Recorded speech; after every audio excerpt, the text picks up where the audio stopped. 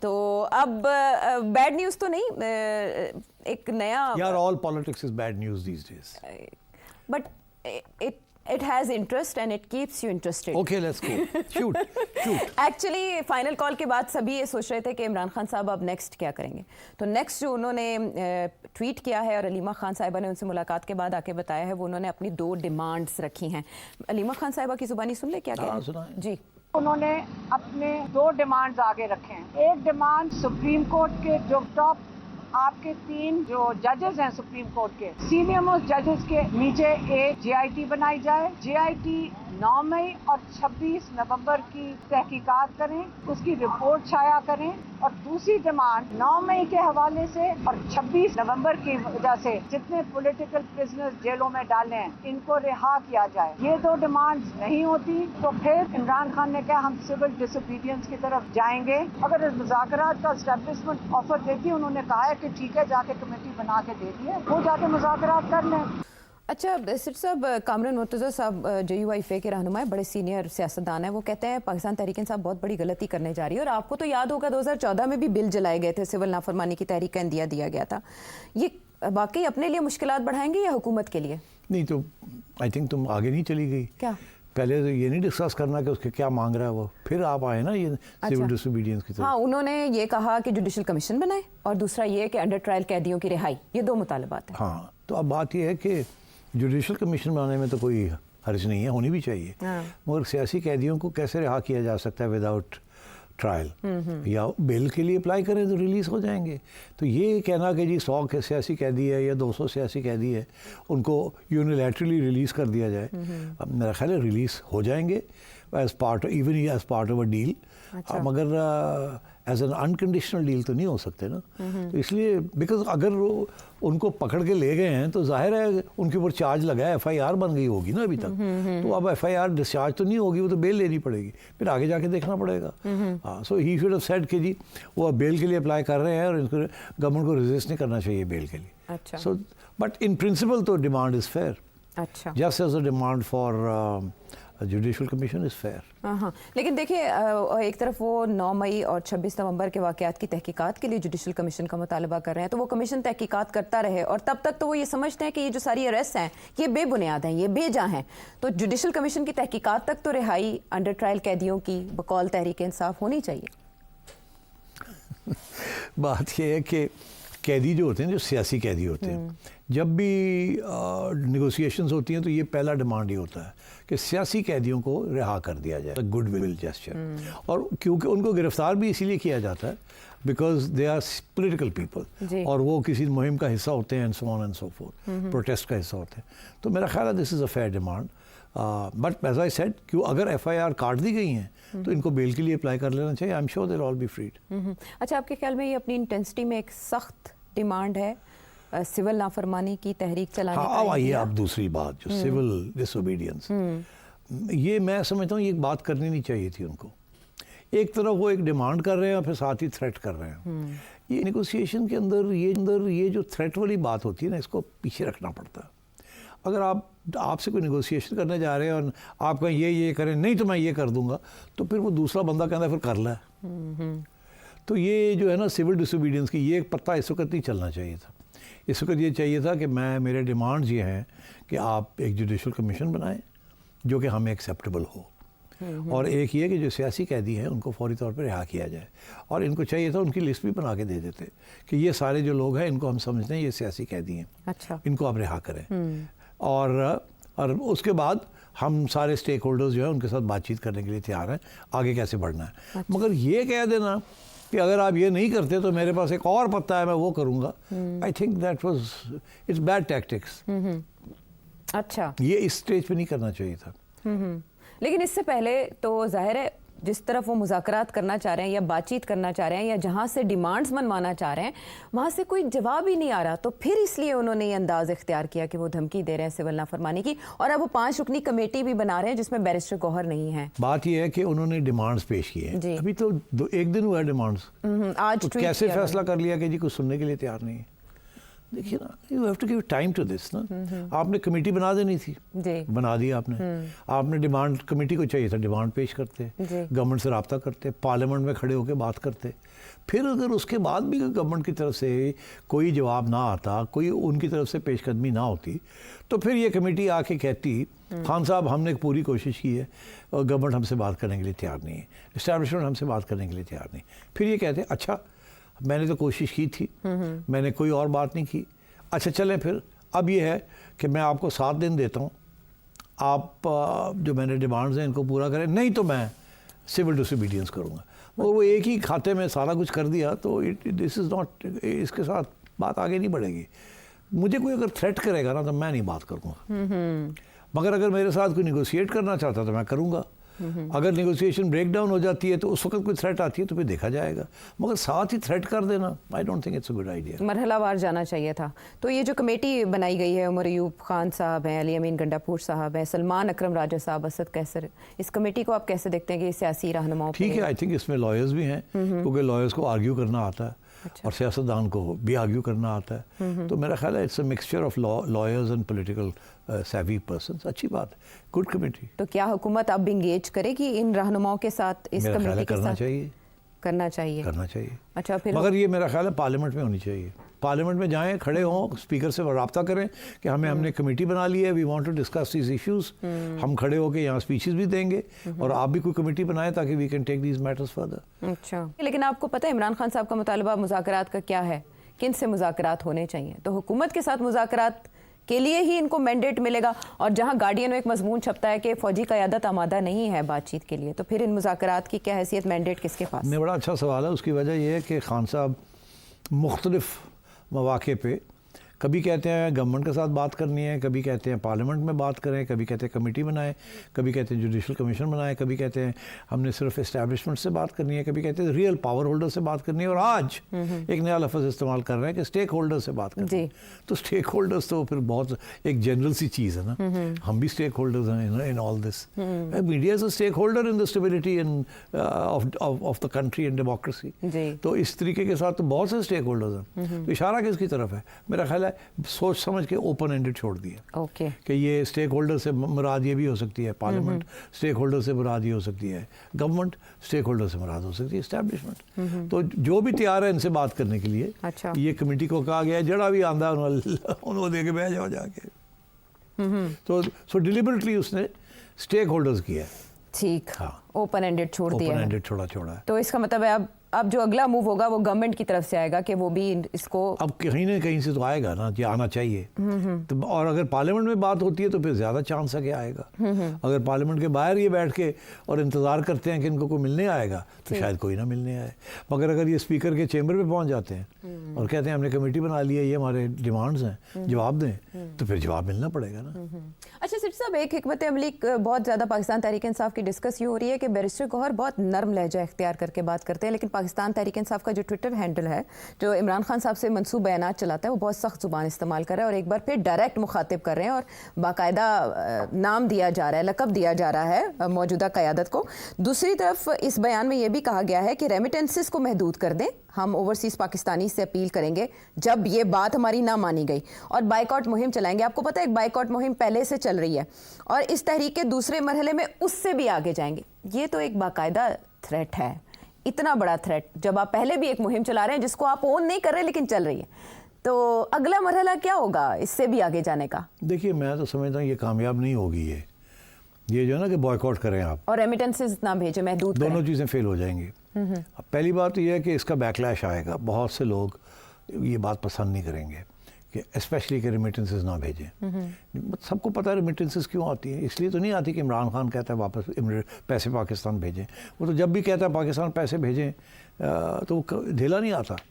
पहले भी तो खान साहब ने कहा था ना, मैं अब जब प्राइम मिनिस्टर बनूंगा तो मैं इतने अरब डॉलर लेके आऊँगा. जी जी, वो मुराद सईद साहब ने भी कहा था. ढेला नहीं आया. 100 अरब इधर. हाँ, बड़े बड़े लोग बढ़ के मारते हैं, कुछ नहीं आता. लोग पैसे पाकिस्तान भेजते हैं अपनी फैमिलीज के लिए, उनकी देखभाल के लिए. और ये बेशतर लोग, ये लोग गरीब लोग हैं जो कि वहाँ कमाते हैं और पैसे भेजते हैं अपने ख़ानदान के लिए. और इस वक्त जो पाकिस्तान के अंदर ज़्यादातर जो रेमिटेंसेस आ रही हैं वो इन्वेस्टमेंट के लिए नहीं आ रही, वो आ रही हैं कंजम्पशन के लिए. ये जो पैसे आते हैं ना इसके साथ लोग फ़ोन्स ख़रीदते हैं, टेलीविज़न ख़रीदते हैं, बच्चों को स्कूल भेजते हैं, अपनी स्टैंडर्ड ऑफ लिविंग को बड़ा ऊपर करते हैं। तो और इन्वेस्टमेंट नहीं है, इट्स कंजम्पशन। याद हो ना कि इसके साथ फैक्ट्रियाँ लग रही हों, इन रेमिटेंस के साथ फैक्ट्रियाँ नहीं लग रही। वो जो पैसा आ रहा है वो खर्च हो रहा है, उसको रुपीस में ट्रांसलेट किया जाता है, वो खर्च हो रहा है। इसीलिए आप जब जाते हैं तो शॉपिंग मॉल्स भरे हुए हैं मिडिल क्लास। अभी फॉर एग्जांपल आप बड़े से बड़ा शॉपिंग मॉल चले जाएं, वहाँ आपको इम्पोर्टेड चीज़ें जो बड़ी महंगी होती हैं वो कम नज़र आएंगी, लोकल चीज़ें बहुत सी नज़र आएंगी। अब सारा ज़्यादातर लोकल स्टफ़ आना शुरू हो गया। दुबई में आप चले जाएंगे, सारा कुछ ही इम्पोर्टेड है। तो अब वो लोकल स्टफ़ क्या है, बहुत सारा स्टफ़ ये है जो कि यहाँ खुद बनता है या चाइना से आ रहा है, और वो सस्ता माल है ना, it's not great fashion brands, ठीक है ना। तो मैं ये समझता हूँ कि रेमिटेंसेस तो बढ़ रहे हैं, इन हालात के अंदर भी रेमिटेंसेस बढ़ रहे हैं, और वो इसीलिए बढ़ रहे हैं कि अच्छा रेट मिल रहा है, और लोग जो बाहर कमा रहे हैं वो अपने लोगों, अपनी फैमिलीज़ के लिए, वालिदैन के लिए, भाइयों बहनों के लिए, उनकी तालीम के लिए, उनकी हेल्थ के लिए वो पैसे भेज रहे हैं। पुराने ज़माने में तो ये थोड़ी से पैसे आते थे फॉर प्रॉपर्टी डेवलपमेंट, हाँ वो भी आजकल बंद है। आपको पता है ये सारा इशू ऑफ फाइलर है, नॉन फाइलर, और उसके ऊपर भी जो टैक्सेस लग रहे हैं, तो प्रॉपर्टी भी गिरी हुई है, वहाँ भी पैसा नहीं जा रहा। और ज़रा पैसा जो है वो जा रहा है शॉपिंग में, या अब जो ज़्यादा पैसा बच गया वो स्टॉक मार्केट में भी जाना शुरू हो गया है, तो इसीलिए स्टॉक मार्केट बढ़ रही है। बट तो ये नहीं रुकेगी, ये होगा, खान साहब कहे या ना कहे। इसी तरीके से जो बॉयकॉट की बात होती है ना, वो बहुत हार्डकोर लोग होते हैं, वो चंद दिन के लिए बॉयकॉट कर देते हैं, भाई फलाने का ब्रांड नहीं लेना है। अब फ़लस्तीन के ऊपर आपने देखा कि बहुत से जूइश सप्लायर्स हैं या मैन्युफैक्चरर्स हैं, कुछ लोगों ने बॉयकॉट करना शुरू कर दिया कि जी जूइश प्रोडक्ट्स हम नहीं खरीदेंगे, या इजरायली जिसके साथ तल्लक है तो ये हम नहीं करेंगे। But at the end of the day वो ज़्यादा इफ़ेक्टिव नहीं होता। तो इसलिए ये खान साहब की ये जो कॉल है ना, रेमिटेंसेस ना भेजें, this will not work. Okay, और 13 दिसंबर को यौम शुहदा पेशावर में मनाने जा रहे हैं खराज अकीदत पेश करने के लिए। मीनवाइल बुशरा बीबी का एक वीडियो मैसेज सबके सामने आता है, और वो ये बताती हैं कि वो वहाँ से भागी नहीं, वो जो खान के लिए निकले थे वो उन्हें छोड़कर नहीं जा सकती थी, उनकी गाड़ी पर फायरिंग की गई। अब आपके ख्याल में बुशरा बीबी ने वहाँ पर जो लवाहिकीन थे उनको 1 करोड़ रुपए के चेक्स भी दिए हैं, ये किस हैसियत में बुशरा बीबी ये बातें कर रही हैं, और क्या वो 13 तारीख को जो यौम शुहदा है उसमें भी शिरकत करेंगी? क्या पीटीआई में कोई बड़ी सर्जरी होने जा रही है? क्योंकि उनसे मंसूबी ये बयानात भी चलाए जा रहे हैं कि लीडरशिप डी चौक से क्यों गायब थी, इसकी तहकीकात होंगी। और बानी को मुझे एक बात समझ नहीं आई, डी चौक तो पहुंचा ही कोई नहीं। आम लोग जो इस्लामाबाद के थे या कुछ थोड़े लोग जो आए थे वो तो कोई पहुंच गए होंगे डी चौक, मगर ज़्यादातर लोग तो कम से कम 3-4 मील दूर थे, या उससे भी ज़्यादा दूर थे। 1.5 किलोमीटर कह रहे हैं, 1.5-2 किलोमीटर, तो मतलब दैट्स डिफरेंट। अब बुशरा बीबी कहती है वो डी चौक थी, तो हमें तो नहीं पता इस बात का, ये तो पहली दफ़ा मैंने सुना है कि वो कह रही है मैं डी चौक पहुंच गई थी। पहले तो यही सुना था कि वो डी चौक से काफ़ी दूर हैं, वो सेंटोरस मॉल है या वहाँ प्लाजा है या वहाँ कहीं पहुँची हुई हैं, और वहाँ से फिर जब चली गई तो चली गई वहाँ से। अब वो कह रही हैं मेरी गाड़ी पे भी फायरिंग हुई है। फिर वो एक वीडियो चल रही है जिसमें ये कंटेनर से उतर रही हैं और वो फिर गाड़ी में बैठ रही हैं, उसके बाद कंटेनर जल रहा है। अब वो पता नहीं वो सही वो फेक है या नहीं है, कोई पता नहीं क्या है वो क्या नहीं है, तो इससे भी कन्फ्यूजन है। मगर अब बुशरा बीबी ने पहली दफ़ा कहा मैं तो डी चौक पहुँच गई थी, मगर ये this is not so important. What is important, उन्होंने जो इल्ज़ाम लगाया है वो ये कह रही हैं कि जी वहाँ तो कोई नहीं था, सब भाग गए थे, मुझे छोड़ के अकेला छोड़ के भाग गए थे। और वो अपने लीडर्स के ऊपर इल्ज़ाम है, आम आवाम के ऊपर नहीं है। अच्छा, हाँ, लीडरशिप के ऊपर है कि मैं अकेली रह गई थी, लीडर्स कहाँ थे। तो आई थिंक दिस इज ये जो बुशरा बीबी और अलीमा बीबी ने जो कूद गई हैं into the politics of the PTI, इसके साथ काफ़ी इंस्टेबिलिटी हो रही है पीटीआई में। ग्रोहबंदी शुरू हो गई है और डिफरेंसेस शुरू हो गए हैं। जो पीटीआई की वो लीडरशिप जिसको इमरान खान ने मुंतखब किया था, वो तो 100% नाराज़ है कि ये क्या हो रहा है। हम वी वर द लीडर्स, हम सब कुछ थे, और हमें तो ये दोनों खातून जो हैं इन्होंने हमें बाईपास कर दिया, और खान साहब जो हैं वो हमारा साथ नहीं दे रहे। खान साहब भी तो चुप है ना एक किस्म जी जी, वो ट्वीट्स में भी बुशरा बीबी की हिमायत कर रहे हैं। बैरिस्टर गौहर के बारे में ये कहा जा रहा है कि उन्होंने ब्रीफ ठीक नहीं किया या वो हकाइक से आगाह नहीं थे बैरिस्टर गौहर। अच्छा, तो मतलब है कि पीटीआई में आपको बताऊं, पीटीआई के अंदर बहुत फूट पड़ी हुई है। अच्छा, ये कोई छुपी हुई बात नहीं है, सबको पता है। اس کی جو مین رسپانسبلٹی ہے وہ خان صاحب خود ہیں. میں سمجھتا ہوں خان صاحب چاہتے ہی ہیں کہ اس طریقے سے یہ پارٹی رہے کہ جب چاہیں وہ اس کو جس طرف چاہیں لے جائیں. اگر لچک دکھانی ہے تو ایسے لیڈرز پر رکھے ہوئے ہیں جو لچک دکھاتے ہیں جب ضرورت پڑتی ہے. پھر اگر تھوڑی سی ہارڈ لائن لینی ہو تو ایسے لیڈرز رکھے ہوئے ہیں جن کو آگے کر دیا جاتا ہے, وہ شور شرابہ کرنا شروع کر دیتے ہیں. اگر اسٹیبلشمنٹ کے ساتھ بات کرنی ہے تو ایسے لیڈرز ہیں ان کو تھوڑی سی اہمیت دے دی جاتی ہے, چلو بات کرو. تو اس کے اندر پھر آپ دیکھیے نا, گنڈا پور صاحب ہو گئے, بیرسٹر سیف ہو گئے, جی ایسے لوگ ہیں. پھر ایک دو اور بیرسٹرز ہیں, ٹھیک ہے نا, تو ان کا ایک جاب لگا ہوا ہے. اسی طریقے کے ساتھ پھر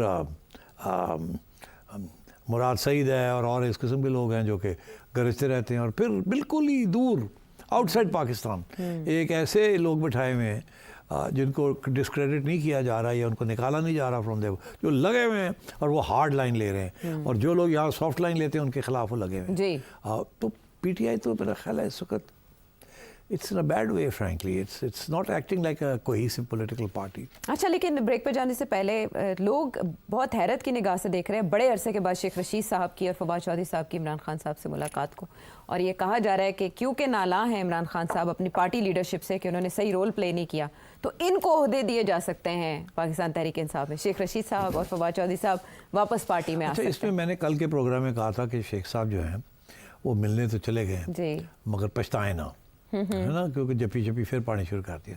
اور میں نے یاد دلایا تھا کہ شیخ صاحب کا دکھ ہی ہے کہ میں تو اسٹیبلشمنٹ کا آدمی ہوں اور اسٹیبلشمنٹ نے مجھے چلے میں بٹھا دیا. تو پھر میں نے ایکسپلین کیا تھا کہ کیوں آپ نے غلط فہمی تھی, آپ اسٹیبلشمنٹ کے ضرور بندے ہیں جی, مگر آپ نے یہ ڈسٹنکشن نہیں کریٹ کی between the leader of the establishment and the establishment. Establishment permanent ہوتی ہے, چیفس آتے جاتے ہیں, ٹھیک ہے نا, انسٹیٹیوشن تو پرماننٹ ہے نا. تو یہ صاحب جو تھے ہی واز آلویز انسٹیٹیوشن کے آدمی. جی جی, مگر انہوں نے, اور جب انسٹیٹیوشن ایک چیف کے ساتھ کھڑی ہوتی تھی تو ان کے لیے فرق نہیں تھا. مگر یہاں کیا ہوا کہ عمران خان اور چیف کے آپس میں درمیان میں پرابلم ہو گئے. تو انہوں نے سوچا کہ میں عمران خان اور اسٹیبلشمنٹ کے ساتھ کھڑا ہوتا ہوں, چیف کے ساتھ نہیں ہوتا. یہ بھول گئے ایک ایلیمنٹری پرنسپل کہ فوج کے اندر چیف از ایوری تھنگ. آپ کے دل میں جو بھی ہو, order is order, chief is chief. ٹھیک, تو اس لیے یہ بھول گئے کہ ان کو چیف کے ساتھ کھڑا ہونا چاہیے تھا. اس کا وہ مطلب ہوتا کہ آپ اسٹیبلشمنٹ کے ساتھ کھڑے ہیں. ان کا خیال تھا میں اسٹیبلشمنٹ کے ساتھ کھڑا ہوں اور چیف کے خلاف میں عمران خان کے ساتھ مل کے چیف کے خلاف کارروائی کرتے ہیں. وہ فیل ہو گئے نا. اگر کامیاب ہو جاتے تو بڑی زبردست بات تھی, مگر جب فیل ہو گئے تو پھر چلا کاٹنا پڑا. تو اب یہی ہے کہ اب میرا خیال ہے یہ غلطی نہیں کریں گے شیخ صاحب. اگر یہ غلطی نہیں کریں گے, اس میں سبق سیکھ گئے ہیں اور خود کہتے ہیں میں سبق سیکھ گیا ہوں, تو پھر یہ عمران خان کو کیوں ملنے گئے؟ کیونکہ ظاہر ہے چیف کو تو یہ بات پسند نہیں آئی ہوگی. تو پھر شاید کہا گیا ہو کہ جاؤ مل لو. یہی اشارہ تھا. تو شاید جاؤ مل لو, جپی شپی پاؤ, ہم سے انسٹرکشنز لیا کرو اور جاؤ اپنا رول ادا کرو. خان نو سمجھاؤ, بشرا بی بی خان نو سمجھاؤ, گڈا پور جی خان نو سمجھاؤ. لائن لگی ہوئی ہے لوگ خان کو سمجھانے کے لیے. ٹھیک ہے, سمجھے. ایک اور آ گئے, ایک اور اس میں آگے فواد چودھری صاحب بھی ہیں اس میں. بڑے بڑے لوگ ہیں, کوئی ادھر سے کوئی ادھر سے کوئی ادھر سے. خان کے اوپر گھیراؤ کرنے کی پوری کوشش کی, لیکن ابھی تک سب ناکام ہی دکھائی دے رہے ہیں. خود وجہ خان کیریج نہیں آندا نا, نہیں آندا, مس کیلکولیٹ کیا جا رہا ہے. خان سمجھتا ہے کہ کون کون ہے. ٹھیک, اب آپ کا خیال ہے جب شیخ گیا اس کے پاس جپیاں ڈالنے کے لیے, خان کو نہیں پتا ہونا کہ کتوں آ رہے ہیں. بالکل, اور یہ رپورٹ کیا ہے شیخ رشید صاحب نے کہ کم بات ہوئی ان سے, عمر ایوب صاحب سے زیادہ بات کرتے رہے عمران خان صاحب. سنب کیا نا. جی.